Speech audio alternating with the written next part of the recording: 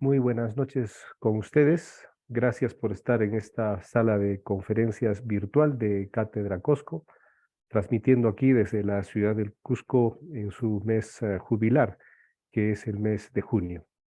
Tal vez esa sea la principal razón por la que esta noche tenemos un invitado muy especial, muy conocedor del derecho, que es el doctor Álvaro Javier Pérez Ragone, nuestro expositor hoy día, que nos va a brindar una conferencia llamada Repensando el proceso por audiencias. Bien, el doctor Pérez Ragone es abogado por la Universidad del Tucumán, Argentina. Él es, de hecho, argentino, magíster y doctor en Derecho por la Universidad de Colonia, en Alemania, y actualmente es profesor ordinario de la Facultad de Derecho de la Pontificia Universidad Católica del Perú. Vamos a darle a él la bienvenida. Es un lujo para nosotros en Cátedra Cosco tenerlo como expositor. Vamos a escuchar su conferencia. Al final, con la gratitud, con la inmensidad bondad que él tiene, también tendrá un poco de paciencia con nuestras preguntas. Por favor, les vamos a pedir a todos los que asisten a esta conferencia procurar tener los micros silenciados, los micros apagados, con la finalidad de no interrumpir la conferencia. El doctor Pérez Ragone es un profesional de mucha experiencia, un docente universitario nato, y repito una vez más, es un lujo tenerlo ahora en cátedra Cosco. Sin más presentación, Álvaro, gracias por estar aquí con nosotros. Fue un inmenso placer conocerte allí en Trujillo en estas jornadas con Giovanni, con Renzo. Fue muy grato conocerte. Te quedo bien agradecido y aquí tengo el libro que me regalaste y me obsequiaste sobre el tema de la ejecución civil. Y bueno, son temas con los que conversamos allí. Álvaro, sin más preámbulos, bienvenido y todos te escuchamos atentamente. Muchísimas gracias. Muy buenas noches para todos. Muchísimas gracias, estimado Fernando. Sean todos y todas bienvenidos y bienvenidas a esta oportunidad de diálogo, simplemente para hablar sobre cosas que ustedes van a ver reconocidas y replicadas, una especie de vidas paralelas de Plutarco que van a poder reconocer que han acontecido en el Perú desde el 2019 hasta ahora, como han acontecido también en mi país desde el 2017 hasta el año pasado. No puedo hablar de mi país, porque ustedes saben, Argentina es un país federal, por ende tiene 25 sistemas de justicia diferentes, 24 provincias, más un sistema federal. Es un sistema caótico, selvático, así que yo voy a hablar de la provincia que logró el cambio en su sistema de justicia, y esa provincia es de la cual yo procedo, que es Tucumán, al norte de la Argentina. El resto de las provincias están en procesos de reforma, pero van a ver muchas cositas detrás de la historia como se han replicado acá en el Perú. Esa es la idea, tratarles de presentar no la oralidad, porque es incorrecto plantear el proceso oral. No existe el proceso oral, lo que existen son los procesos por audiencia. Ya van a ver por qué esta corrección terminológica y por qué tiene utilidad esta corrección terminológica. Y sin más, ya comienzo a, si me permite, allí poder presentar, porque no puedo presentar. Ya lo puedes hacer, ya lo puedes hacer. Muy bien, ahí está. Ahí comparto con ustedes. Y en base a estas figuras que iremos viendo, vamos a ir, y los invito a ir meditando, pensando, para después tener una ronda de diálogo en torno al tema este que nos convoca hoy. Comienzo con esta estatua. Esta es la estatua de la justicia que a mí me gusta. No me gustan las estatuas de la justicia con vendas. Ustedes saben que recién a comienzo de la Edad Moderna empiezan a aparecer estatuas de la justicia con vendas en los ojos como símbolo de imparcialidad o de independencia. Lo cierto es que muchas veces, a partir de la Edad Moderna, la justicia se transformó en justicia ciega. Justicia que en su momento Capelletti, Brian Garth calificaron justicia sin rostro humano. No, a mí me gusta esta que les muestro acá, la justicia que mira a los ojos y la justicia que tiene rostro humano, como para comenzar y puedan ver los perfiles de cosas o ideas que se nos van a ir ocurriendo durante esta exposición. Bien, pretendo, este es el derrotero que les propongo, comenzar con una primera parte, una visión sistémica de la justicia no penal, pasar a una segunda parte donde vamos a concentrarnos en los principios que nos interesan en relación al proceso por audiencia, no oral, proceso por audiencia. Ya van a ver que la oralidad es uno de los componentes del proceso por audiencia, pero hay más componentes. Para concluir con una tercera parte donde vamos a empezar a aterrizar todo lo que trabajamos en la primera y la segunda parte. Comencemos con la primera parte. Fíjense, todo sistema de justicia se asienta básicamente sobre estos tres pilares. Normas procesales, lo orgánico, que es comprende tanto quien desempeña jurisdicción, quien desempeña gestión, quien desempeña administración. Nuestros sistemas estuvieron siempre en Latinoamérica mezclados. El juez al mismo tiempo juzgaba o juzga y administra y gestiona las dos cosas al mismo tiempo. Eso tiene que ver con lo orgánico, las instancias, todo lo orgánico de los tribunales de justicia y de todo otro órgano que ejerza jurisdicción, la jurisdicción en el caso del Perú, indígena, el ámbito, todo lo que tiene que ver arbitral, que es muy, muy fuerte comparado a otros países de Latinoamérica, judicial, militar, bueno, todo eso es lo orgánico, ¿ya? Y hay un tercer pilar que es la infraestructura y los recursos humanos. Es decir, los sujetos que se desempeñan en ese ámbito orgánico en espacios determinados para esos ámbitos orgánicos, de acuerdo a determinadas normas y reglas de trabajo interno como reglas de trabajo externo y normas que son comunes para los procesos, que son las normas procesales. Podemos tener el mejor código procesal civil del mundo, pero el mejor código procesal civil del mundo es como un Ferrari que intenta llegar a una velocidad de 150 kilómetros por hora en un camino de tierra, lo cual es imposible. En otras palabras, no podemos concentrarnos solo en las normas procesales cuando hablamos de un sistema de administración de justicia que sea o que pretenda dar una tutela judicial o jurisdiccional efectiva, sino que tenemos que trabajar con los tres componentes. En especial, este componente que pareciera ser poco importante, termina siendo el más importante, porque este componente, la infraestructura y los recursos humanos, son los componentes que normalmente implican recursos económicos. Y los recursos económicos son escasos. Y al tener recursos económicos escasos, los recursos económicos escasos, hay que trabajar con políticas públicas, y esas políticas públicas tienen que priorizar en qué ámbito se van a invertir. Y las políticas públicas procesales y judiciales, a su vez, tienen que priorizar en qué ámbito van a hacer la inversión de ese poco que queda del Estado. Este es un punto de partida importante a tener en cuenta en cualquier sistema de administración de justicia. Lo que les quiero mostrar acá, que esto que les acabo de mostrar como punto de base, los tres pilares básicos de cualquier sistema de administración de justicia, en realidad no es nuevo.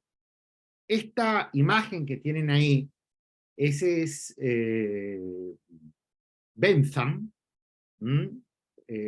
un filósofo jurista de primer nivel del Reino Unido, que trabajó muchísimo. El ámbito procesal prácticamente lo desarrolló de una manera descollante. Tratado sobre la prueba, 8 volúmenes. Principios sobre el proceso, moral, escribió sobre todo este hombre. Muchísimas cosas no publicadas. Lo que nos interesa de Jeremy Bentham es que Jeremy Bentham sostenía que cualquier sistema de justicia solo funciona si logra guardar coherencia entre estos 3 componentes.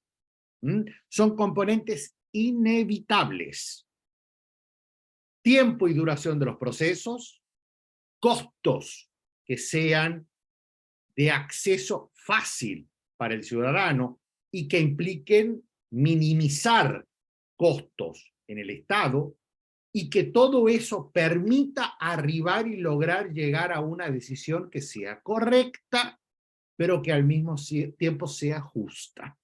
En otras palabras, que sea visto el sistema de justicia como un sistema confiable. Un sistema, en la terminología de Bentham, útil. A Bentham se lo denigra con el utilitarismo, pero esa es una visión errada. Hay que ver el revisionismo benthamiano de los últimos 20 años. Bentham pensaba en el utilitarismo desde el punto de vista de la utilidad de cada uno para el todo. Pensaba en el bien común. Y esto que él predica es una aplicación al ámbito de la justicia de su visión utilitaria, no vista ya peyorativamente, sino vista en términos positivos. Y van a ver que esto se va a traducir en una serie de reformas que se dan en los últimos tiempos. Es decir, fíjense, combinar estas 3 variables implica sí o sí poner ciertas limitaciones. Hay que limitar determinados aspectos y hay que refocalizar otros que estábamos acostumbrados a tratarlos de una forma, pues llegó la hora de comenzarlos a ver de otra forma. Este es un fenómeno, si quieren, los fenómenos que llamo yo que se han dado en el último tiempo. Acá les puse a nivel de la nación, estoy pensando en términos de Argentina, pero también pienso en términos del Perú, en términos de Latinoamérica, ¿no? Fíjense, el fenómeno de la constitucionalización y convencionalización de la justicia. Las constituciones cada vez incorporan nuevos elementos o nuevas visiones, aún la peruana, porque la peruana, fíjense, tiene la regulación en el 138 del debido proceso y de la tutela jurisdiccional o judicial. A mí no me gusta ya hablar de debido proceso. Debido proceso es lo que tomamos en Latinoamérica de Estados Unidos, de la Constitución americana, el due process. Y el debido proceso es la visión que toma también la Convención Interamericana en el artículo 8 cuando habla de garantías. A mí no me gusta ya hablar de garantías procesales. Prefiero unir lo americano con lo europeo. El artículo 6 de la Convención Europea de Derechos Humanos habla de derecho a un proceso justo o un proceso equitativo. Ya no hablo de garantías, hablo de derechos fundamentales o de derechos humanos procesales. Fíjense que pasar de garantía, límites al Estado para que no intervengan en el individuo, en la libertad y en la igualdad de los ciudadanos, me pongo y hablo de derechos. Es decir, el Estado tiene un deber prestacional de justicia, tiene un deber de prestar no cualquier tutela jurisdiccional, sino una tutela jurisdiccional efectiva, en un plazo razonable y que esa decisión pueda cumplirse. Y prefiero hablar de debido y justo proceso, el artículo 6 de la Convención Europea con el artículo 8 de la Convención Interamericana y el 25, hablo de debido proceso, pero le sumo lo justo. Justo tiene que ver con el trato igualitario de las partes dentro de un proceso. Simplemente eso, y poner el elemento axiológico, no solo lo normativo, sino también lo axiológico en acción. Por otro lado, se da el fenómeno de la internacionalización. Cada vez podemos saber cómo funcionan otros sistemas de justicia, cada vez podemos saber si nuestro sistema está bien o mal posicionado en rankings, cada vez hay más rankings absolutamente de todo, y esto porque aumenta la métrica judicial, cada vez hay más datos estadísticos, y con datos estadísticos trabajados, obviamente, cuantitativa y cualitativamente, yo puedo comparar, y puedo llegar en muchos casos a conclusiones que me sirven para poder discutir, poder plasmar, poder proponer. Finalmente, el fenómeno de la interdisciplinariedad.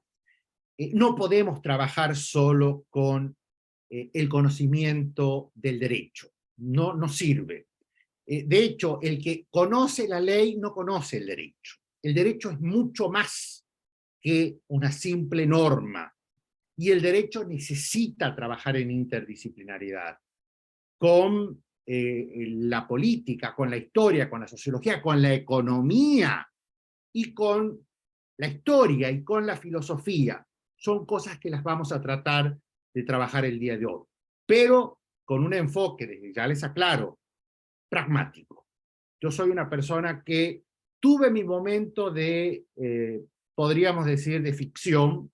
Me gustaba la ficción, me gustaba la poesía legal, leer autores que hablaban poesía y poesía. Yo hablo de poesía cuando, y esto les digo a los alumnos, cuando hay que fundamentar algún argumento, necesito la norma. No es que sea positivista, sino que al alumno lo estoy formando para que conozca, interprete y aplique el derecho, no para que recite poesías. Yo tuve mi momento también de poeta, evolucioné y me considero hoy por hoy pragmático. Y ese pragmatismo quizás me lo dio la formación, tener un director de tesis fantástico en Alemania, un luterano fervoroso, un trabajador pero incansable, pero que miraba al cielo y miraba a la realidad. Ese es el pragmatismo al cual me refiero. Bien, este mapa que tienen acá es un atlas del World Justice Project, es una página y una recopilación que se hace todos los años, se realiza este atlas, que es el atlas del imperio del derecho, es decir, donde se acata el derecho, donde funcionan los sistemas y los ordenamientos jurídicos, y ya vamos a ver, en realidad es donde funcionan los sistemas de justicia. Los países con un verde muy fuerte, muy oscuro, son los países que tienen un mejor sistema de justicia. Fíjense, Alemania, los países nórdicos, acá, Canadá, fíjense cómo ya se empieza a poner un poquitito más claro el verde, acá está muy claro ya en Italia, Francia tiene un verde todavía retenido, Australia con un verde, y Latinoamérica, fíjense los colores, Venezuela, México, Bolivia, los casos más complejos, y los países que resaltan en Latinoamérica, que normalmente ya venían resaltando, que son Uruguay, con el verde más fuerte, este pequeño que ven acá, que es Costa Rica, y Chile, que está acá. 3 países que tienen algo en común: un nivel de corrupción muy bajo, pero muy bajo. Y tienen otro elemento en común: tienen confianza en su sistema de justicia. Y de alguna manera eso los posiciona en, fíjense el ranking, acá están los top 10, y los top 10 son los países nórdicos, los países germanos, y ustedes verán allí que está Japón y Corea. Y ustedes dirán, ¿y Japón y Corea? La respuesta es muy simple. Japón y Corea incorporaron, aunque les parezca curioso desde el punto de vista cultural, el sistema alemán. Tienen muchas cosas copiadas y pegadas en muchos casos del sistema de justicia de Alemania y de Austria. Y acá lo tienen a Uruguay, a Chile y a Costa Rica. El resto de los países están distribuidos por acá. Acá está Perú, con el color ya casi anaranjado. Todos los años se hace este atlas y se van renovando los datos y tienen que ver con el funcionamiento del sistema de justicia que hace que el derecho sea lo que impere en ese sistema. Bien, yo les comento esto porque fíjense lo que sucedió en Argentina. En Argentina se inicia en el año 2016 un programa de fomento para incentivar a que los poderes judiciales, que son autónomos de cada provincia, dicten resoluciones administrativas por el propio Poder Judicial, por las Cortes Supremas de cada provincia, que incorporen la oralidad usando los procesos escritos que estaban.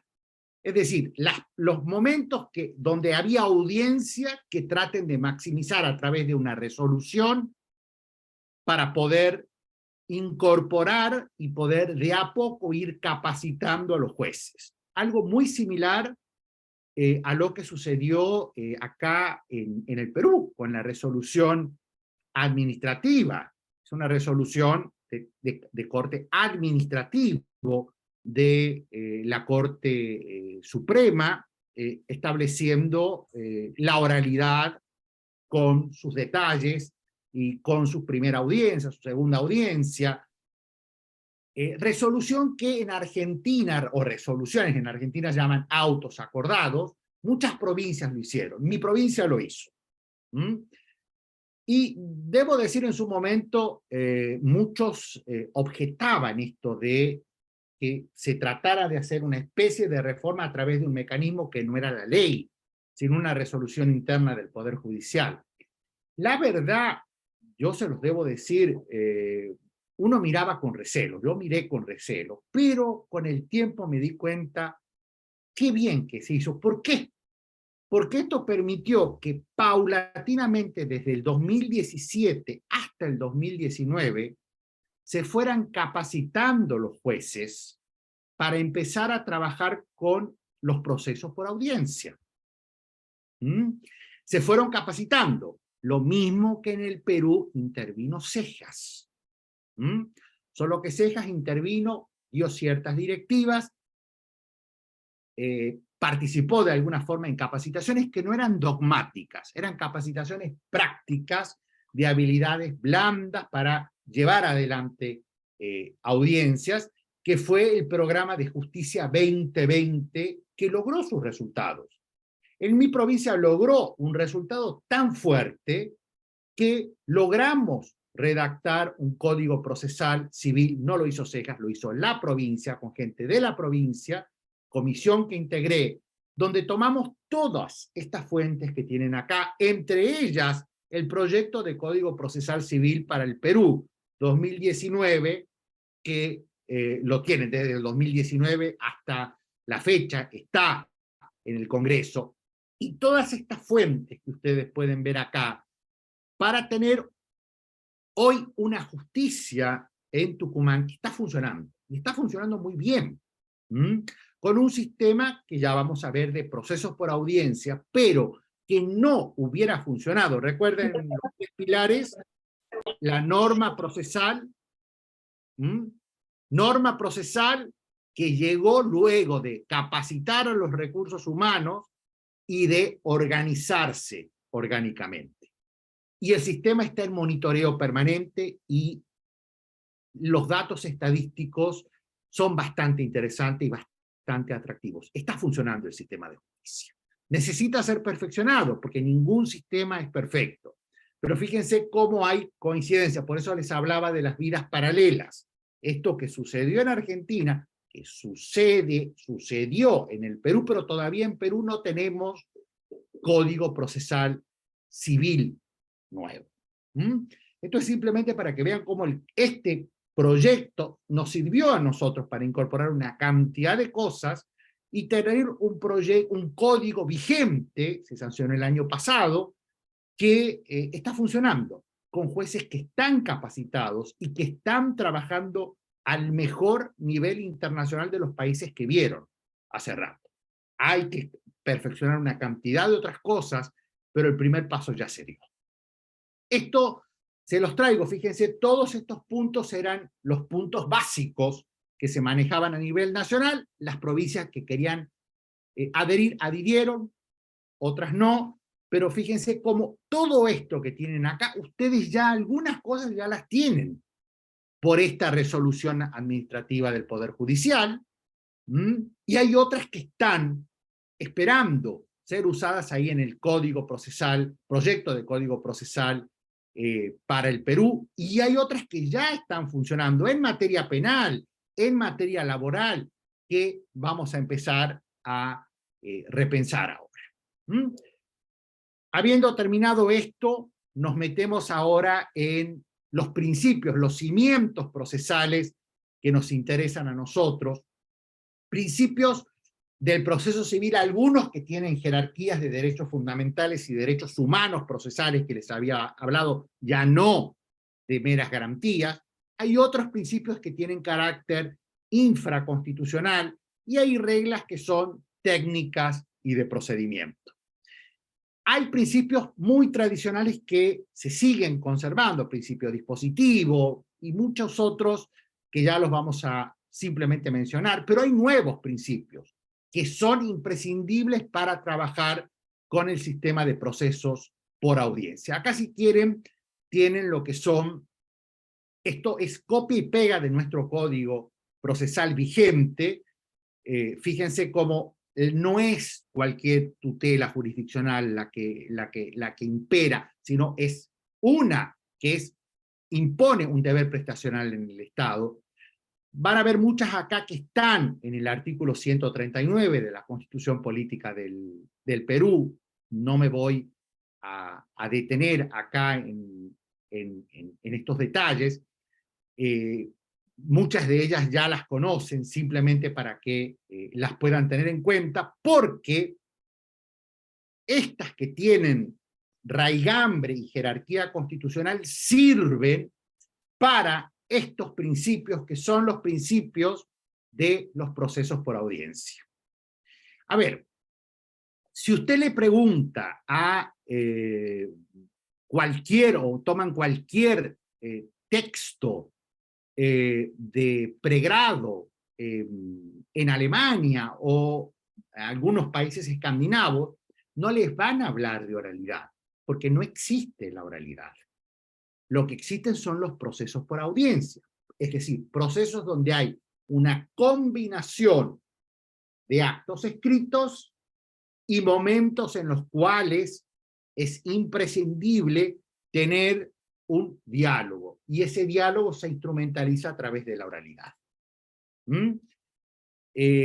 Las demandas, contestación, las sentencias, en algún momento tienen que hacerse por escrito. ¿Cuáles son los componentes de los procesos por audiencia? Uno es la oralidad, tal cual les acabo de mencionar. El otro es la inmediación. La inmediación que tiene tres fases. Una fase que es el contacto personal del juez con las partes, la posibilidad de diálogo. Otra fase que es la inmediación probatoria, la inmediación, el contacto directo con el juez. El juez se impregna directamente del material probatorio para poder decidir. Y una tercera fase que es la inmediación decisional. Inmediación personal, probatoria y decisional. Es decir, el juez que presenció estas audiencias, el juez que participó en la actuación probatoria, es el juez que decide. Y es el juez quien redacta las sentencias. Tengan en cuenta estos pequeños detalles para que después los podamos discutir. Inmediación, oralidad, concentración, solo se hacen las audiencias absolutamente imprescindibles, y en las audiencias se concentran los actos más importantes del proceso. Es decir, no es necesario trabajar siempre con audiencias. Hay cosas que se pueden mantener por escrito. Y ahí van a ver cuándo se tiene que trabajar con audiencias y cuándo no, además de la regulación procesal, requiere cierto criterio de un juez que sepa management, un juez que sepa gerencial, ya no solo un juez activo, director del proceso, sino un juez que gerencie el recurso que es escaso. Recuerdan a Bentham, el tiempo y el costo. El tiempo es un recurso escaso y los costos que puede implicar un proceso más o menos largo. Eso es concentración. Y el cuarto elemento de los procesos por audiencia es la publicidad.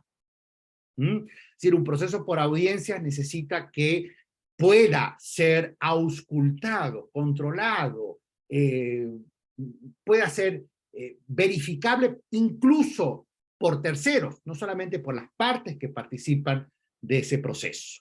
Los cuatro componentes básicos de los procesos por audiencia. La oralidad es uno de los componentes.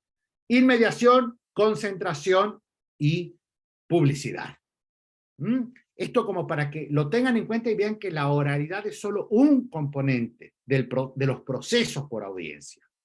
Y las audiencias no necesariamente siempre se tienen que llevar a cabo.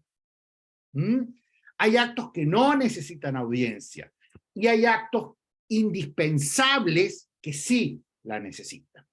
Entonces, está justamente en los que son los llamados nuevos principios procesales la mirada en el juez, cómo ese juez se va a comportar para ponderar los tres elementos de Bentham, y estos tres elementos de Bentham se traducen en lo que es el principio de eficiencia, eficacia y proporcionalidad de la tutela judicial.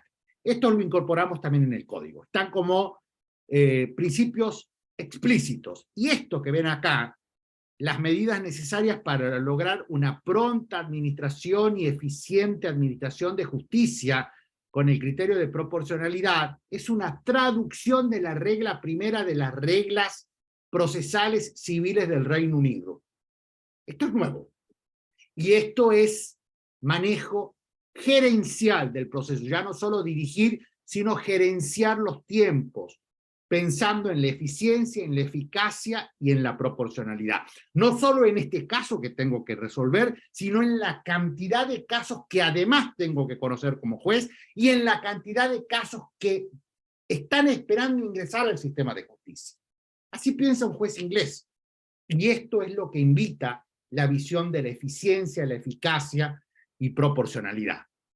La cooperación procesal, otro elemento importante, es decir, el trabajo en un proceso por audiencias es mancomunado del juez con las partes, porque el objetivo es un objetivo en común, es lograr una decisión correcta y justa. ¿Se acuerdan lo de Bentham? Bueno, entonces es un trabajo conjunto, colaborativo, no de una parte para con la otra parte, porque cada una tiene intereses contrapuestos, pero sí de las partes para con el juez y del juez para con las partes. Entonces, esto permite hablar de los nuevos principios, los que acabamos de ver, pero esos nuevos principios tienen que sumar los principios que trae el uso de lo que son las nuevas tecnologías. En el caso del Perú, lo que tenemos en el Perú y lo que también tenemos en mi provincia, tenemos un sistema de expediente digital, es un sistema, en mi criterio es el mejor en Argentina, se está exportando para otras provincias y se está exportando para otros países que lo están viendo, que se llama el SAE. Es un sistema que funciona magníficamente en todas las jurisdicciones, pero es un sistema de primera generación. Primera generación significa que permite interactuar en hiperrealidad, subir documentos, acceder a resoluciones, comunicar todo vía la página del web del Poder Judicial y vía casilla de correo interna, pero hay sistemas de segunda generación que todavía que no los tenemos, y están desarrollados en otros países donde todo se tramita online, las resoluciones de mero trámite prácticamente están automatizadas, Y ni hablar de los sistemas de tercera generación donde emplean inteligencia artificial. Ahí les pongo 3 que existen actualmente. Victor existe en Brasil, Pretoria existe en Colombia. ¿Saben lo que hacen Victor, lo que hacen Pretoria? Los dos tienen en común, deciden la admisibilidad de los recursos extraordinarios. En el caso de Pretoria en Colombia, ante el Tribunal Constitucional colombiano, para mí el más prestigioso de Latinoamérica, y Victor ante el Supremo Tribunal Federal del Brasil. No deciden, le proponen a los jueces una decisión que tiene muchísima mayor calidad que la decisión o el borrador de decisión que podría ser un asesor cualquiera. Bueno, ellos ya están trabajando con este sistema algorítmico que es el de inteligencia artificial. Bueno, este es un complemento indispensable para el trabajo de procesos por audiencias. Hay audiencias que se pueden hacer virtualmente. Les comento un detalle en calidad de infidencia. Estamos trabajando ahora con unos colegas chilenos. Se nos adjudicó la digitalización, la justicia digital en Panamá, y las ambiciones, justicia digital que está financiada por el Banco Interamericano de Desarrollo, con una ambición muy, muy interesante, donde el foco de atención es ganar que el ciudadano recupere la confianza en el sistema de justicia. Y para ello establecen un sistema de justicia 24/7, que el ciudadano pueda acceder sin necesidad, en algunos casos siquiera, de asistencia de abogado, sino que el ciudadano sea orientado por el mismo Poder Judicial cómo poder acceder. Un sistema muy, muy, muy ambicioso, pero muy interesante, donde habrá que ver, porque hay una parte que es la infraestructural justamente en este proyecto que se adjudicó el grupo en el que estamos trabajando, crear una ciudad judicial pero interconectada, digitalizada.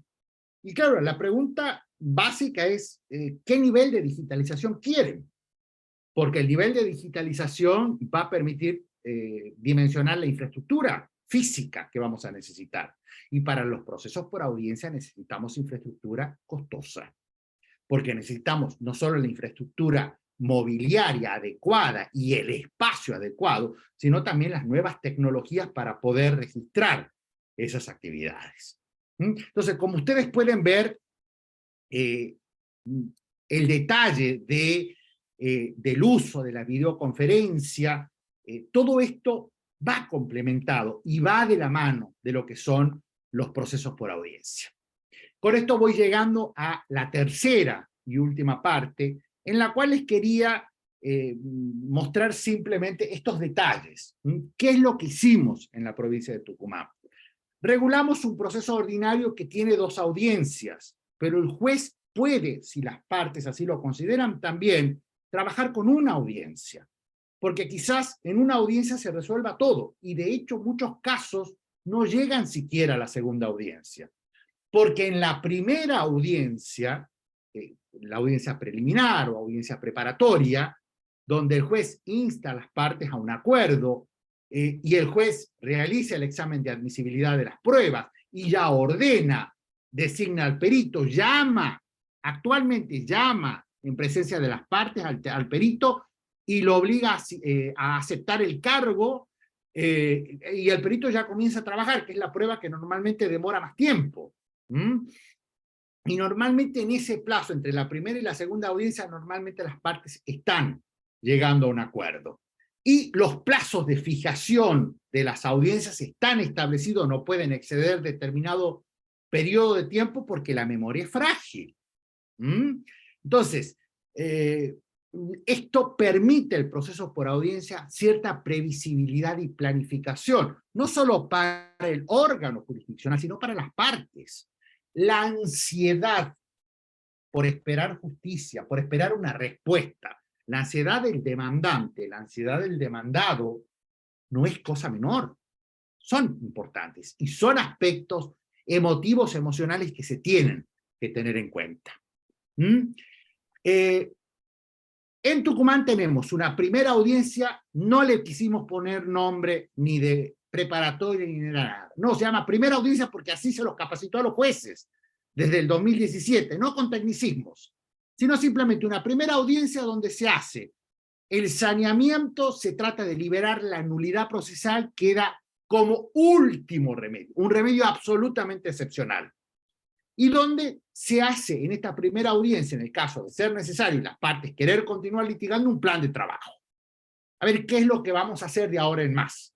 ¿Qué es lo que vamos a hacer hasta la segunda audiencia, donde va en la segunda audiencia, recién, fíjense ustedes, en la segunda audiencia se va a llevar adelante la actuación de las pruebas personales, declaración de parte, ya no es absolución de posiciones, sino es interrogatorio libre de las partes, prueba testimonial con interrogatorio cruzado y eventualmente la interrogación al perito en base al informe pericial, con la opción de la sentencia de primera instancia, de que se dicta al final de la segunda audiencia, que simplemente se comunique la parte resolutiva y se indique día y hora que va a estar disponible la parte fundamento y la parte expositiva, o en los casos más complejos se diga día y hora que va a estar disponible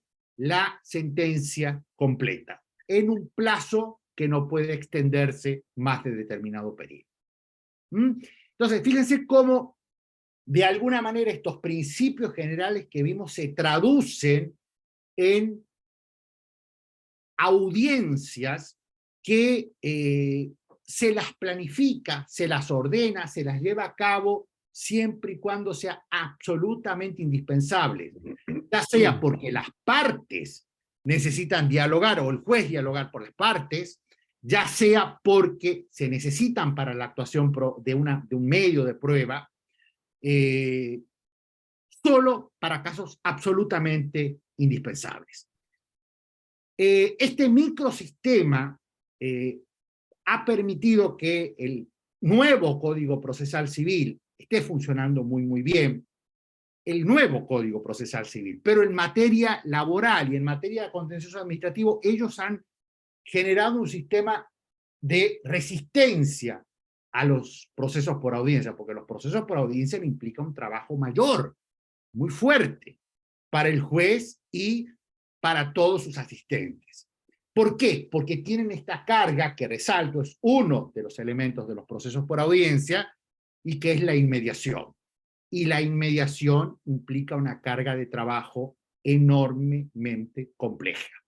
Y una carga de trabajo no solo intelectual, una carga de trabajo física, una carga de trabajo emotiva y emocional que es agotadora. Entonces, distribuir la cantidad de cargas de audiencias, primera, que son las mayores, y segundas audiencias, que son las menores, es una tarea que no la tiene el juez, sino la tiene un órgano administrativo que asiste directamente al juez. Quitarle al juez toda la carga administrativa, porque esa carga administrativa le quita tiempo para la actividad adjudicativa, que es la actividad que necesitamos del juez. En definitiva, queridos amigos, queridas amigas, lo que traté es de focalizar algo para que lo vean como vidas paralelas. Nada más y nada menos. Resolución administrativa del Poder Judicial, Perú, autoacordado, Tucumán, para permitir flexibilidad donde el legislador está durmiendo. Algo tenemos que hacer. Reforma que se concreta, pero con jueces capacitados, y un sistema de procesos por audiencias, no orales, procesos por audiencias, donde hay oralidad cuando se necesita inmediación, concentración y publicidad.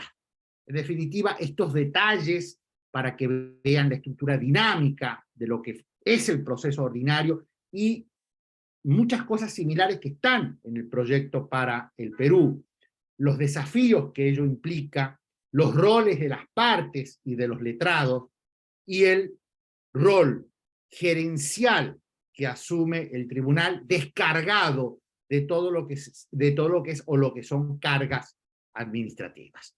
El juez está para conocer y decidir, no para estar viendo si falta un lapicero, o si falta un computador, o si esto, no, no, no. Eso es actividad administrativa, déjele a otras personas que la van a hacer mejor que usted. Usted dedíquese a la actividad adjudicativa, para eso lo necesitamos. Y eso es lo imprescindible para el funcionamiento del sistema por audiencias.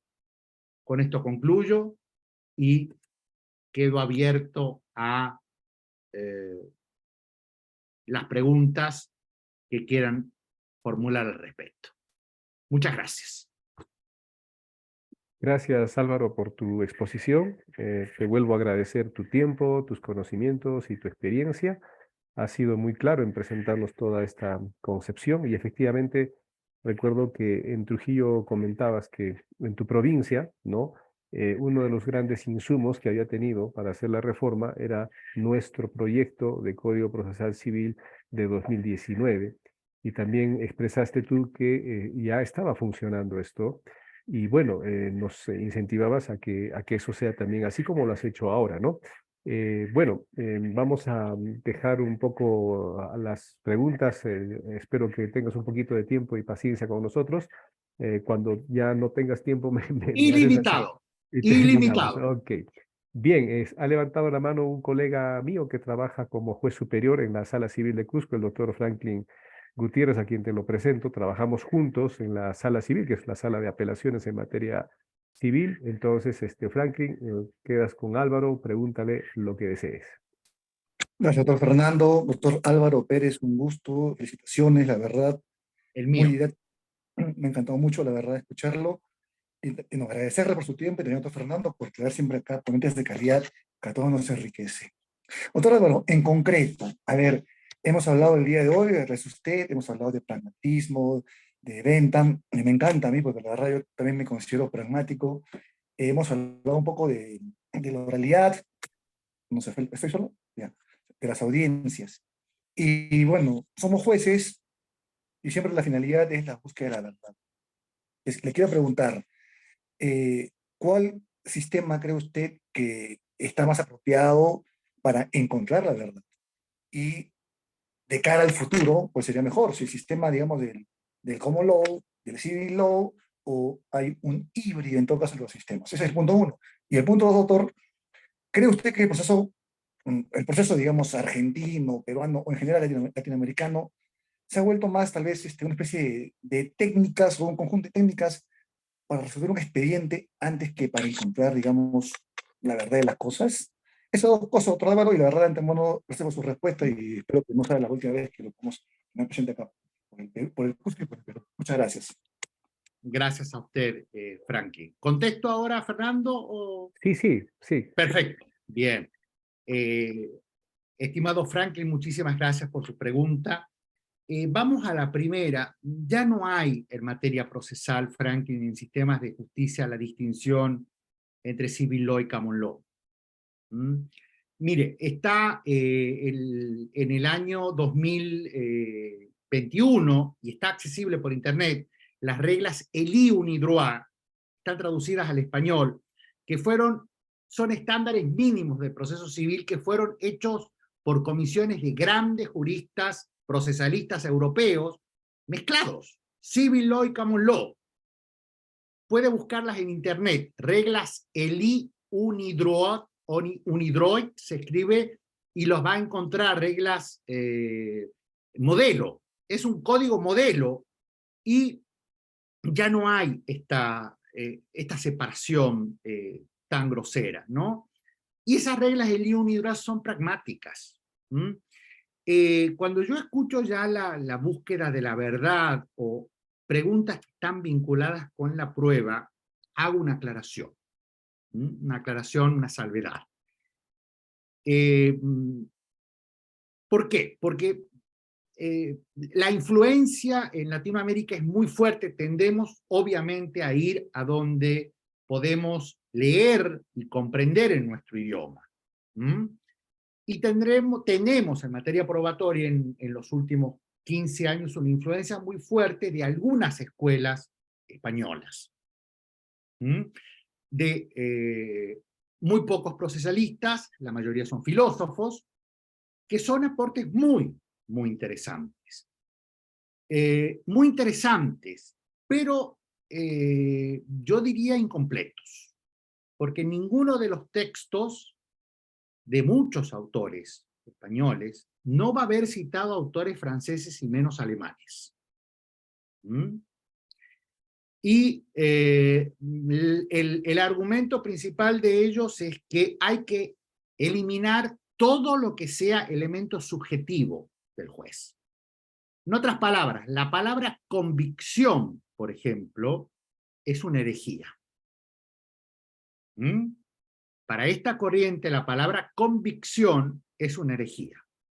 En otros términos, en teoría existirían estándares de prueba que sustituyen a la convicción, y lo que tiene que exponer o tiene que decidir o tiene que fundamentar el juez en su decisión es algo racional. No lo puse en la diapositiva al punto este porque no quería alargar la exposición, pero para ellos la racionalidad o el razonamiento probatorio, eso es lo que hay que exigirle al juez, y en términos objetivos. ¿Mm?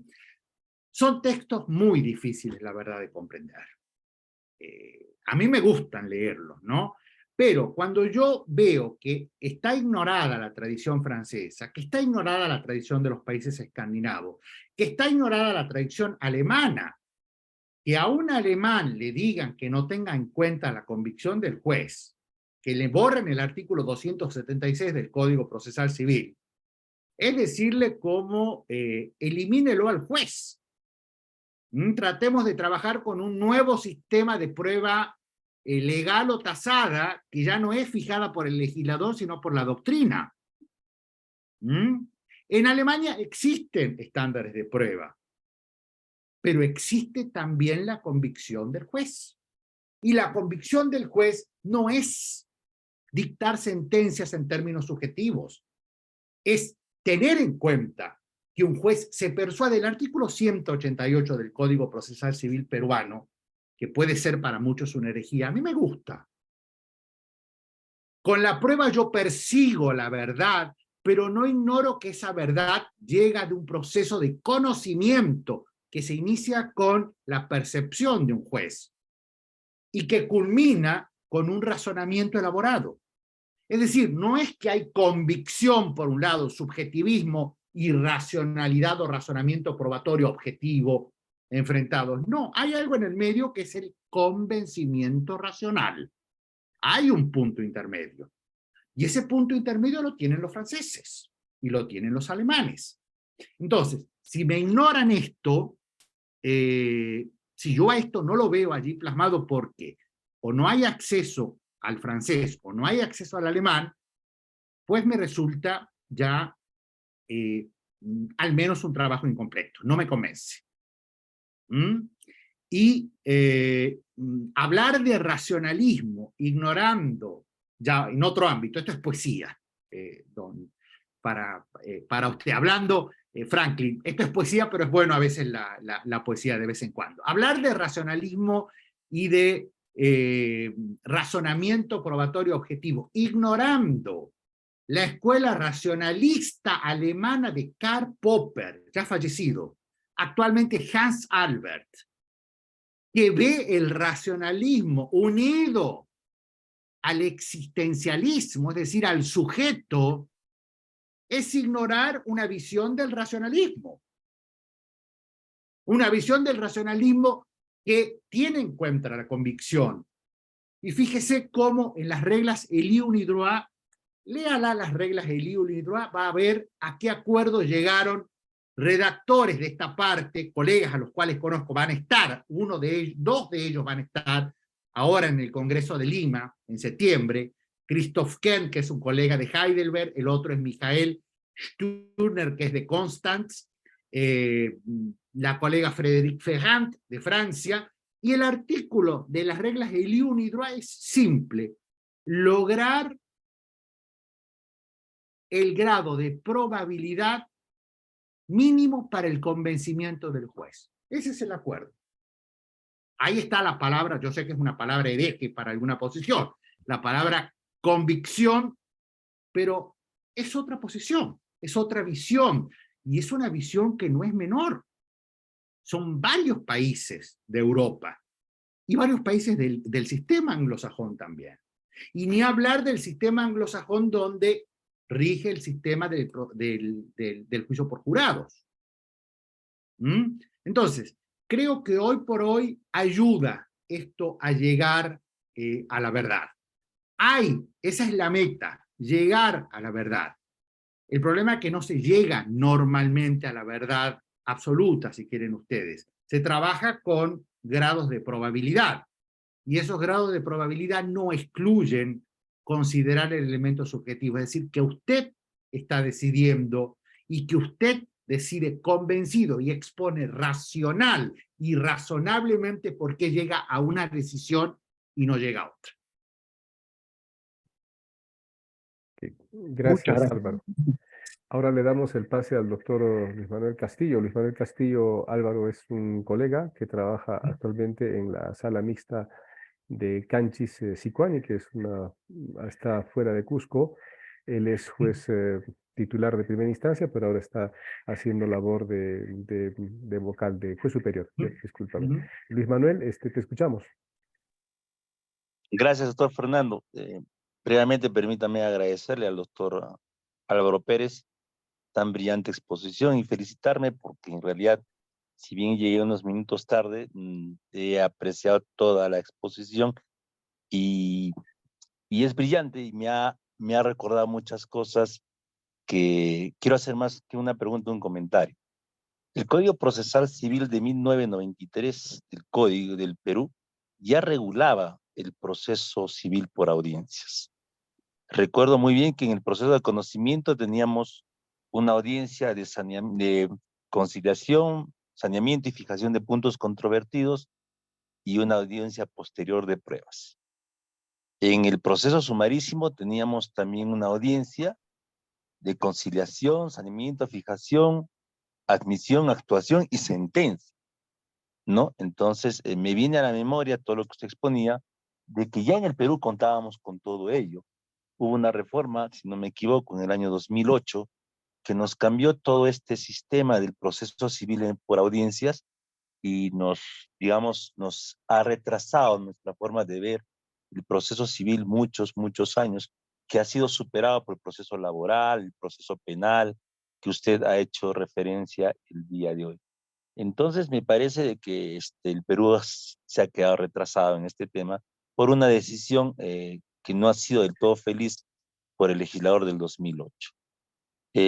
Ahora tenemos un código procesal, un proyecto de código procesal desde el 2019, que usted también lo ha referido, y que nos trae también esta idea del código del proceso civil por audiencias, ¿no? A diferencia de lo que ahora estamos mucho hablando en el Perú, de un sistema de oralidad, ¿no? Cuando no existe obviamente la oralidad pura, siempre necesitamos de la escritorial. Era un comentario y por otro lado hacerle una pregunta. Me pareció interesante lo de la inteligencia artificial y, y el tema es que sí, en algún momento tenemos que adoptar esta herramienta de la tecnología, pero tenemos muchas barreras en el Perú. Como lo dijo el doctor Fernando, yo estoy ya en la provincia, en Sicuani, y noto pues que no todos van a tener ese acceso a esa información que que la inteligencia artificial nos traería. ¿Cómo superar eso, no? Es una pregunta que podemos hacernos al aire y de repente no encontramos una respuesta muy pronta. Por lo demás, doctor, te quedo muy agradecido. Muchísimas gracias. El agradecido, doctor Luis Manuel, soy yo por su pregunta y le doy la respuesta de lo que estamos viendo en Panamá. Es el mismo problema. ¿Mm? Porque esta ciudad judicial se va a construir en la ciudad de Panamá. Y el problema es qué hacemos con el acceso digital. Y acá hay dos opciones. A ver, poner como obligatoria una vía que sea la digitalización, acceder digitalmente, poder presentar escritos de partes o escritos por abogados, por plataforma, que la única actuación sea la primera notificación que se haga de la demanda. Eso ya existe en Tucumán, ya lo tenemos parcialmente acá en el Perú, y en Panamá lo tienen en algunas jurisdicciones. Y de ahí en más, todo se hace por vía de la plataforma, salvo las audiencias que se pueden hacer por plataforma, por vía virtual o preferiblemente en forma presencial. Eso es lo que quieren allá en Panamá. Estamos tratándolos de convencer de que algunas cosas se pueden hacer usando la virtualidad. El problema es que, y eso va a suceder con la inteligencia artificial, el acceso y el uso, más bien el uso de la vía digital tiene que ser imperativa, porque si no, creamos un caos y la opción de una u otra va a estar complicada. El problema es que tiene que ser imperativa en donde puede ser imperativa. Yo no puedo poner un imperativo de acceso digital, solo digital, en un ámbito de la Amazonía o en un ámbito de las sierras o en un ámbito donde no tengo acceso a Internet, o en un ámbito donde teniendo acceso a Internet no tengo el conocimiento. Es muy frecuente. Mi madre es una persona analfabeta digitalmente. Tengo que asistirla. Y hay muchas personas que son analfabetas digitalmente. Yo soy también analfabeto en cosas nuevas digitales. ¿Cómo saneamos? Aún teniendo el acceso a Internet, aún teniendo la posibilidad del acceso a las nuevas tecnologías, pero no teniendo el conocimiento para hacerlo. Bueno, ¿qué es lo que decide Panamá? Va a ser tarea del Poder Judicial ver cada caso. Si este caso no puede acceder vía digital, pues tendrá que hacerlo asesorado por el propio Poder Judicial por las vías que correspondan y en forma material, porque esa persona no tiene acceso a Internet o tiene acceso y no sabe cómo usarlo. Es decir, tienen que trabajarse con vías flexibles, las vías de acceso al sistema de justicia tienen que ser flexibles. Y hay algo que hay que empezar a repensar, la necesidad de actuar siempre con abogados. Yo sé de que hay muchos abogados acá, pero también hay jueces y sabrán los jueces que muchas veces las audiencias con partes solamente se llevan de una forma mucho más dinámica que cuando están presentes los abogados. Suele pasar eso. Las audiencias con las partes trabajan con sentido común. Las audiencias con los abogados trabajan con tecnicismos. Entonces, acá es donde sí tenemos algo del sistema anglosajón o del sistema germano de los países escandinavos que aprender. No siempre se necesita un abogado. Hay que brindar posibilidad que se pueda acceder al sistema de justicia también sin abogado, y que el propio sistema de justicia brinde la orientación a ese sujeto en los casos donde puede acceder sin abogado. Eso hay que flexibilizarlo. La posibilidad de el derecho, lo que llaman la autorrepresentación en el sistema anglosajón, el derecho a la autorrepresentación. Hay un libro muy, muy bello, una tesis doctoral de un colega israelí que se llama Rabea Asai, que se llama Injustice in Person. Su tesis doctoral en Oxford, que obtuvo el premio Capelletti en el último Congreso Internacional de Derecho Procesal en Kobe, en Japón, trabaja justamente esto, sobre el derecho a actuar en procesos sin abogado. El derecho a comunicarme con el juez y que el juez se comunique conmigo en el idioma que yo conozco. El sentido común. Y que el juez aplique el derecho y aplique lo técnico y me explique qué es lo que está haciendo. Entonces, fíjese, estimado doctor Luis, cómo no solo lo digital, no solo el acceso a la tecnología, sino el acceso a la tecnología y saber usar la tecnología. Y cuando no se sabe usar la tecnología hay que brindar vías de accesos que sean permeables y que posibiliten el acceso a la justicia. Parte de esas vías tienen que empezar a repensarse, con o sin nuevas tecnologías, y es la necesidad de estar siempre con un abogado detrás. Hay casos donde no se necesita abogado, o donde el abogado no debiera ser imperativo. Esa quizás es la respuesta que yo le podría dar, haciendo el parangón de las nuevas tecnologías, sacando esta barrera que significan las nuevas tecnologías para muchos porque no la tienen o teniéndola no saben usarlas. También hay otro elemento que frena el acceso y es la necesidad de contar siempre con un abogado. Es algo para empezar a repensar simplemente. Son mecanismos para facilitar el acceso a la justicia. Más vale ampliarlo que limitarlo. ¿Sí? Bien, gracias por tu respuesta, Álvaro. Yo, Álvaro, quiero hacer una reflexión y una pregunta. Yo trabajo en segunda instancia en una sala civil junto con el doctor Franklin, que ya te preguntó. Y bueno, eh, sobre esta tu base de la reflexión del derecho a autorrepresentarse, que efectivamente muchas veces eso puede suceder, puede pasar, y puede incluso hacer que la parte comprenda, siempre y cuando el juez le dé a entender, como tú has dicho, en su propio vocabulario, en su propio lenguaje o con el sentido común, hacerle entender cómo es la lógica de su problema y las soluciones que podría tener y las adversidades que tiene en la parte contraria. Pero cuando nosotros estamos en sede de apelación, estimado Álvaro, nosotros trabajamos en función de la revisión de la sentencia. Y cuando trabajamos en función de la revisión de la sentencia, las directivas sobre oralidad nos dicen que debemos establecer una audiencia oral también en segunda instancia, que sería pues una audiencia en segunda instancia.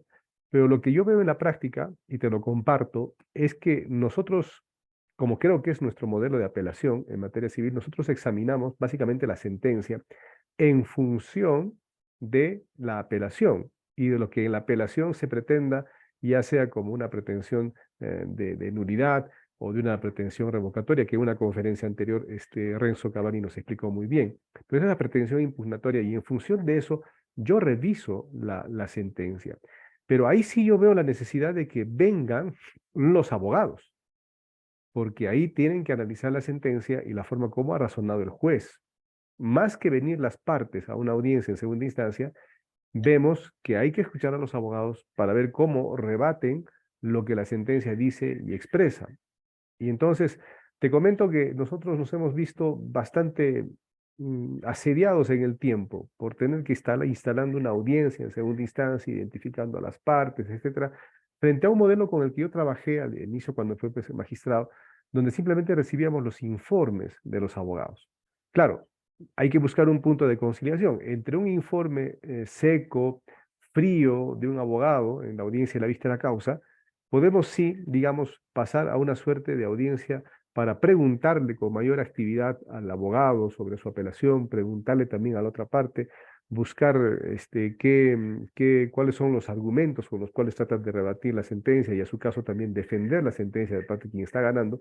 Claro, ahí se puede producir una audiencia, pero básicamente es una audiencia con los abogados, donde confrontamos los argumentos de apelación, ¿no es cierto?, frente a los fundamentos de la sentencia, donde no vemos, o al menos yo no veo mucha necesidad de tener que instalar una audiencia en segunda instancia para examinar la sentencia. De lo contrario, entraríamos a otro modelo de apelación que sería recrear en segunda instancia lo que se hizo en primera instancia, que no es nuestro modelo de apelación. Entonces, no sé qué comentario te merezca esta experiencia que nosotros tenemos de decir que esta audiencia debiera ser simplemente donde escuchamos a los abogados, la forma como argumentan para defender en un caso y atacar en el otro los fundamentos de la decisión que viene en apelación en función de las pretensiones. Ahí sí yo veo necesario, salvo que me equivoque y tú me corrijas, veo un poco necesario, sí, la presencia de los abogados, porque vamos a analizar la sentencia desde un punto de vista jurídico, desde un punto de vista de la actividad probatoria, lo que se acreditó, no se acreditó, etcétera, un debate un poco más técnico, vamos a decir. ¿Cuál sería tu comentario, Álvaro? yo diría idem. Si discusión técnica va a ser una discusión que no sea comprendida por las partes, estamos muy mal encaminados. Estamos muy mal encaminados. Lo voy a tratar a eso después. Vamos a tu primera pregunta, después vamos a esto. Porque mientras más subo, mayor es la exigencia que cada uno de los jueces tiene que explicitar el derecho de sentido común a las partes. Es decir, si yo voy a trabajar con tecnicismos que no comprendan las partes y solo comprendan los abogados, estoy trabajando con poesía.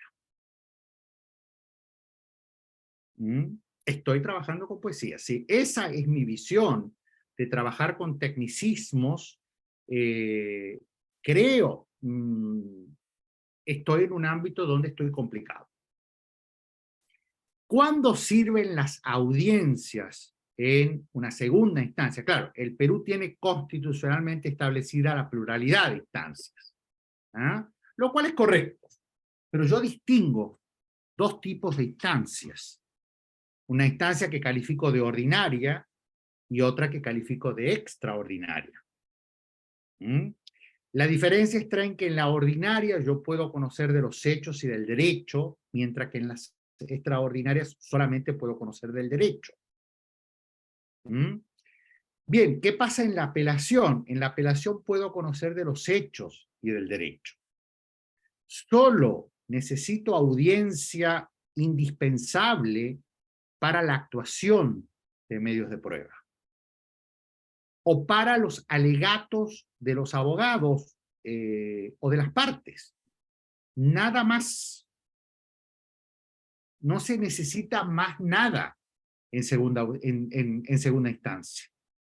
Porque el conocimiento, nuestra apelación, la apelación latinoamericana, no solo la apelación del Perú, la apelación latinoamericana no es una apelación de revisión integral de la primera instancia. No es un nuevo juicio. Es una segunda instancia. Y una segunda implica que hay una primera. Primer punto. Segundo punto.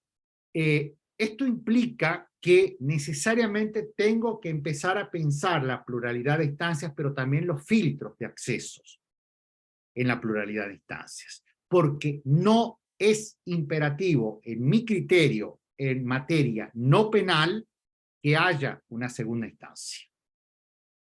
Creo que constitucional y convencionalmente es posible trabajar en algunos casos con instancia única. Porque el caso, por su cuantía, por su complejidad, no puede insubir un costo al sistema de administración de justicia de permitirse una segunda instancia, primero. Y segundo, al ser un caso en cuantía o en complejidad menor, tengo que confiar en la primera instancia. Un juez de primera instancia es tan juez como un juez de corte superior como un juez supremo. Todos son jueces. Entonces, nuestro sistema, en la tradición colonial que heredamos, esto lo heredamos en toda Latinoamérica, es desconfiar de la primera instancia. Tengo que llegar hasta arriba, hasta la última palabra. El problema es que para llegar a la última palabra necesito lo que Bentham calificaba como costos y tiempo, que implica una vejación en definitiva para las partes. Eso como primer punto. El punto que dejo aparte es el de las partes y los abogados en la segunda instancia. Claro, ustedes van a ver en el sistema anglosajón que la apelación es excepcional.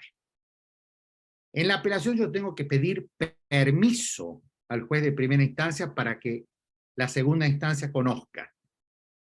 Hay que pedir lo que llama el leave, el permiso. El de primera instancia me da permiso para que el de segunda instancia conozca. Y en la segunda instancia pueden haber audiencias, y esas audiencias en muchos casos se necesita de abogado y en otros casos no se necesita de abogado. Porque son casos que tienen complejidad o cuantía ínfima, por ende, la posibilidad en la simpleza de que las partes puedan conocer incluso mejor que el abogado el caso y o su derecho sin conocer ningún artículo de código. Eso es tarea del juez, eso es tarea del técnico. El juez es el que le tiene que especificar. Usted va por este lado, va por aquel otro, ¿por dónde va usted? Eso lo tiene que hacer. Eso lo hace actualmente un juez alemán. Entonces, yo ahí sería cauteloso en ver qué es lo elevadamente técnico. Cuando hablo de elevadamente técnico, me estoy refiriendo al derecho. El razonamiento probatorio no puede ser elevadamente técnico. Si el razonamiento probatorio no es comprensible por una persona de carne y hueso y con sentido común, estoy trabajando con poesía. No estoy trabajando con derecho. El razonamiento probatorio, mientras más complejo sea, es muy agradable leer textos complejos sobre el razonamiento probatorio, pero yo no le puedo exigir a un juez ese nivel de complejidad epistémica, filosófica, o como ustedes quieran llamarle. No, eso no le puedo exigir a un juez. No porque el juez sea bruto, sino porque al juez lo mínimo que le tengo que exigir es sentido común, que sepa explicar por qué da por probado determinado hecho con sentido común. Fíjense que no es complicado. Esto lo vemos en el deporte. En el deporte la decisión del árbitro es instantánea. Es en milésimas de segundo. Y ahora está hasta el control de la VAR para poder controlar técnicamente y por visión. A ver, vamos a ver, no estoy tan seguro sobre esto. Voy a verlo. Y en menos de un minuto ya tomo una decisión. Eso es prueba también. Y eso no es complejo, es sentido común. En un deporte como el fútbol, eso lo ven, pero a mansalva. Pero también lo ven en otros deportes. Deporte que yo practico, rugby, que es lo más parecido al proceso civil. Porque el juez, el árbitro, está pendiente de cada movimiento y sanea, no sanciona. Advierte, cuidado, está haciendo algo mal, déjelo de hacer. No sanciona. Genera incentivos, dialoga, conversa. Ese es el modelo de juez que necesitamos. Y es un modelo de juez que trabaja con sentido común.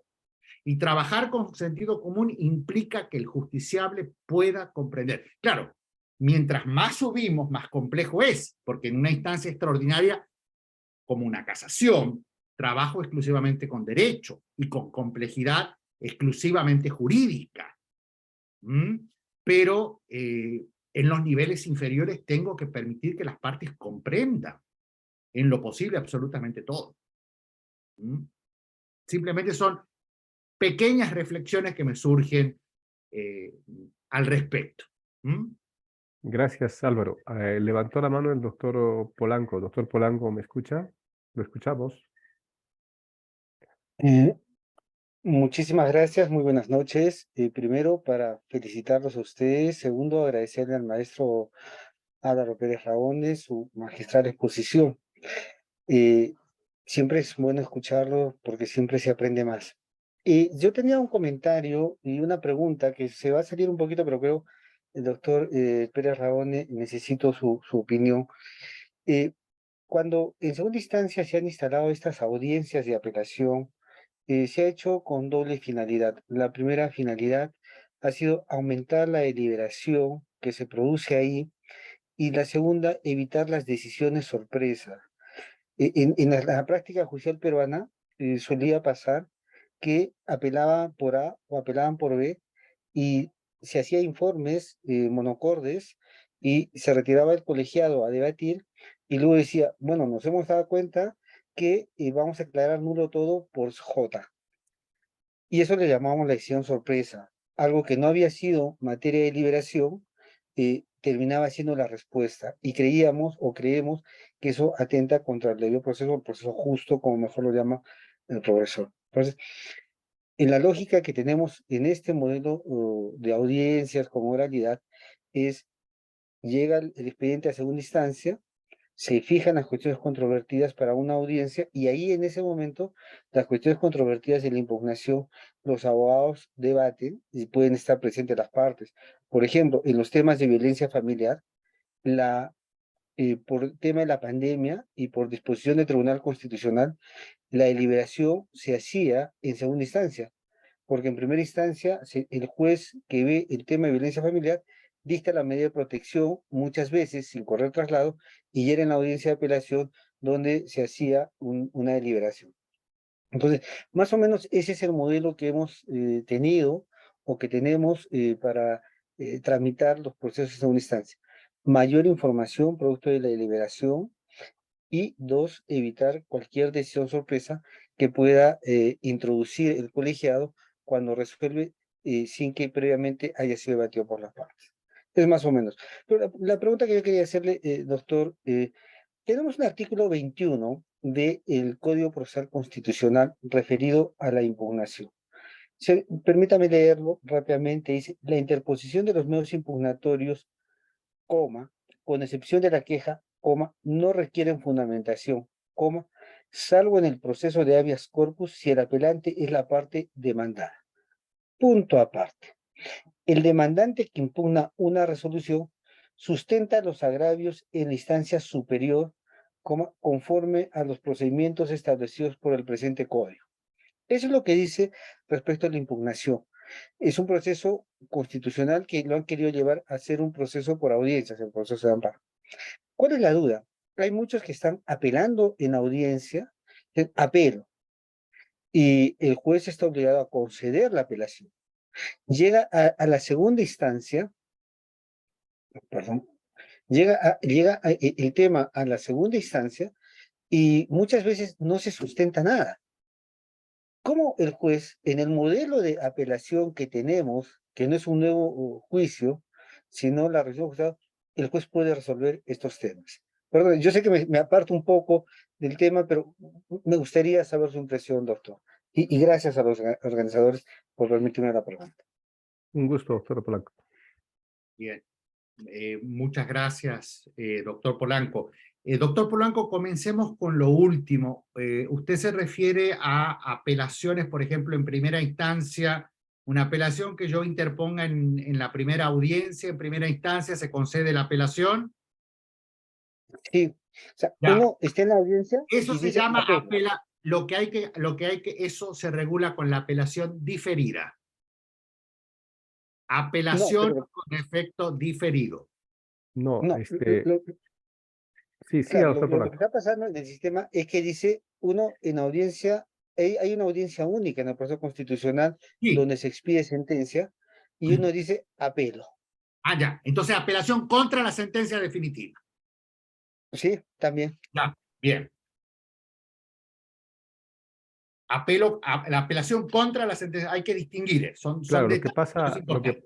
lo que ¿Ya? pasa, Álvaro, es que la preocupación del doctor Polanco es que el artículo que te ha citado es un artículo que dice que apelas, pero no requieres fundamentar, o sea, no requieres argumentar el recurso. Simplemente No, se dices argumenta, apelo, se tiene que argumentar ante la alzada. claro, y cuando eso sucede, lo que me ha pasado, doctor Polanco, a mí en unas audiencias, no viene la parte que apeló. Y por lo tanto no está Está desistido el expresando recurso. ¿Cómo? Está desistido el recurso. Desistió del recurso. Así Ok. de simple. Es muy, a ver, en términos de trabajos de procesos por audiencia, la apelación tiene que interponerse en forma fundada. Para ahorrar trabajo, la apelación se interpone en forma fundada ante el inferior. El inferior concede o no en términos de admisibilidad y procedencia, no decide sobre la apelación, decide el superior. Pero si en la alzada tengo una audiencia y no voy a la audiencia, ustedes saben que la materia recursiva está impregnada del principio dispositivo, mucho más fuerte que el proceso en primera instancia. Los recursos están impregnados del principio dispositivo.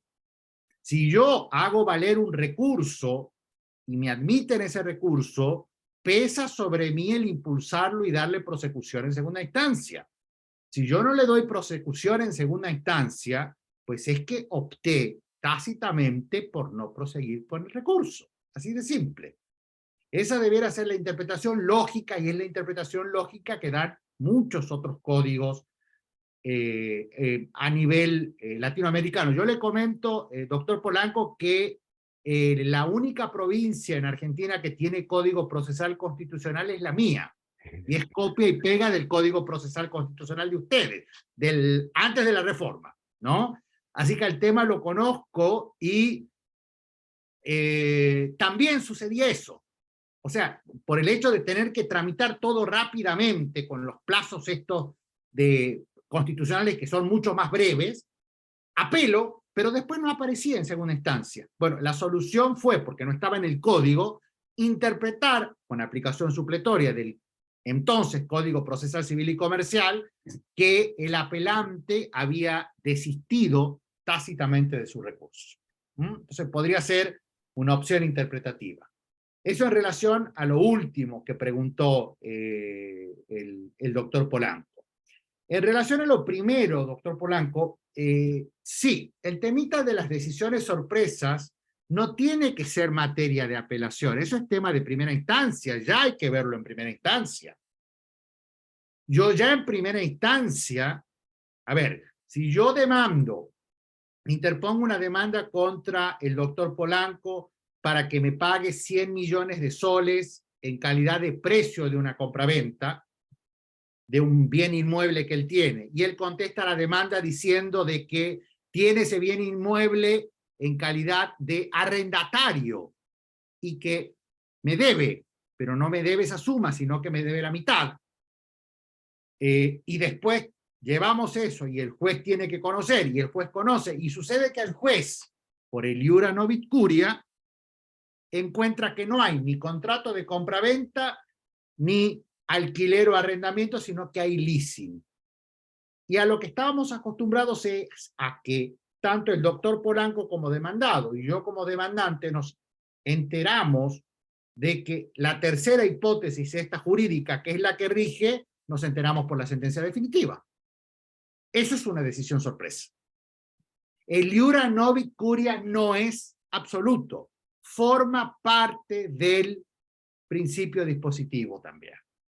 En otras palabras, el juez, si tiene una tercera hipótesis, previamente tiene que presentarla a las partes, permitir que las partes controviertan entre sí o contra el juez, y recién toma la decisión. Esa es la visión de las decisiones sorpresas, que están reguladas desde, imagínense, en el sistema anglosajón existen hace muchísimo tiempo, en el sistema alemán también. Brasil las incorpora en el 2015 en su Código Procesal Civil, de modo tal que si las decisiones sorpresas están impedidas en primera instancia, con mayor razón en segunda instancia. Y las decisiones sorpresas tienen que ver con, no solo con incluir elementos fácticos, que es dominio absoluto y exclusivo de las partes, incluir hechos que las partes nunca incluyeron, como también proponer una tesis jurídica que en ningún momento fue planteada por las partes, ni tampoco se les dio oportunidad a las partes para que la discutan. Es cierto, la colegialidad de la decisión ayuda de alguna forma a controlar eso, porque si tengo que decidir yo y 2 más o 4 más que integran esta sala, el control recíproco de las decisiones va a impedir una decisión sorpresa, pero la decisión sorpresa se impide no en la deliberación, sino en la audiencia con la contradicción de las partes. No yo controlando al otro juez como vota, sino permitiendo que las partes controlen, que escuchen una tercera hipótesis jurídica y vean qué es lo que van a hacer, y con eso me voy a deliberar y con eso decido. Ahora, El argumento de la deliberación y la mayor información en la deliberación es un argumento interesante. Es un argumento interesante para tener en cuenta, pero no es un argumento absoluto. ¿Por qué? Porque en la deliberación yo no busco unanimidad. En la deliberación yo busco los consensos y acepto los disensos también. Acepto a quien piensa diferente, que va a votar en disenso a lo que la mayoría, y trabajo con los quórums. Por eso en una decisión colegiada tengo que trabajar con los quórums. Ahora, Bentham diría, o diría para su tiempo, porque recuerden que en su tiempo Bentham lo que hace es criticar el sistema victoriano. Esto de los costos del tiempo y de la decisión correcta y justa era prácticamente fuego que Bentham odiaba a dos sujetos, a los jueces y a los abogados. De hecho, para los dos, para Bentham, los llamaba Judge, Lawyers and Company, como si fueran una empresa conjunta que conspiraba contra el justiciable de su época. Entonces, mientras más complejo hago el sistema, más costo, más tiempo y mayor probabilidad de vejación del justiciable tengo. Claro, ustedes me dirán, bueno, pero va a llegar con toda certeza a una decisión más correcta y justa que si no se hubiera hecho esto. El problema es que Bentham le va a responder, una decisión tardía no es ni correcta ni menos justa. Gracias, Álvaro. Gracias, doctor Polanco, por su participación. Lo esperamos siempre en Cátedra Cosco. Una última pregunta, me parece, del doctor Luis Manuel Castillo. Otra vuelta. Va a reincidir en la pregunta, Álvaro. En realidad no, doctor Fernando, sino era un comentario, abonar algo al tema que el doctor Carlos Enrique Polanco había traído. Él ha tenido la gentileza de compartir en el chat el artículo 21 del Código Procesal Constitucional, y yo recordaba también que en el Código Procesal Penal, doctor Álvaro Pérez, en el peruano, si es que el recurso de apelación, mejor dicho, si es que no acude a la audiencia de apelación de sentencia quien interpuso el recurso de apelación, se declara inadmisible la misma. Pero es literal. En el Código Procesal Constitucional no tenemos literalmente, digamos, esa sanción, y nos hemos encontrado con los supuestos que señala el doctor Fernando y el doctor Carlos Enrique Polanco. Pero no solamente el recurso de apelación en materia constitucional no requiere fundamentación, sino además, lo que es peor, el recurso de agravio constitucional. Y ese es un tema que sí es gravísimo, porque incluso contraría un precedente del mismo Tribunal Constitucional. Bueno, ese era un comentario que traía a colación de lo que el doctor Carlos Enrique Polanco había referido. Gracias, doctor. Gracias, gracias. Álvaro, muchísimas gracias nuevamente por tu tiempo, tus conocimientos y tu experiencia aquí en Cátedra Cosco, y la comunidad que has visto que está congregada en esta sala de audiencias, te lo tiene muy agradecido, te tiene ya muy presente. Recuerda que tenemos un encuentro pendiente aquí en Cusco, ¿no? Para hacer un tour gastronómico, un tour turístico. Ahí estaremos plenamente felices de recibirte cuando vengas por aquí. Estás totalmente invitado y aquí tendrás muchos amigos a partir de este momento. Álvaro, te dejo en el uso de la palabra para que te despidas de nosotros y te reitero mi agradecimiento. Muchísimas gracias, Fernando. Muchísimas gracias a todos y a todas, sinceramente, de corazón, porque estos momentos son momentos en los cuales uno disfruta, porque uno no es ni docente, ni maestro, ni doctor, ni jurista, sino aprende. Uno es persona, comienza a ser persona cuando aprende. Y cuando se da una oportunidad como esta y uno tiene la oportunidad de aprender tantas cosas como la he tenido yo, no tengo sino que agradecerles a ustedes y dar gracias al cielo, porque es una oportunidad que se da muy pocas veces, y el aprender, ustedes saben, es una tarea absolutamente indispensable para vivir y para ser humanos. Muchísimas gracias de todo corazón a todos y a todas, y comprometido incondicionalmente para con ustedes. Muchas gracias. Gracias, Álvaro. Un fuerte abrazo, cuídate y nos estamos viendo pronto. Muy buenas Felicidades. noches para todos. Muchas gracias. Hasta luego. Gracias. Gracias a ustedes. Nos vemos.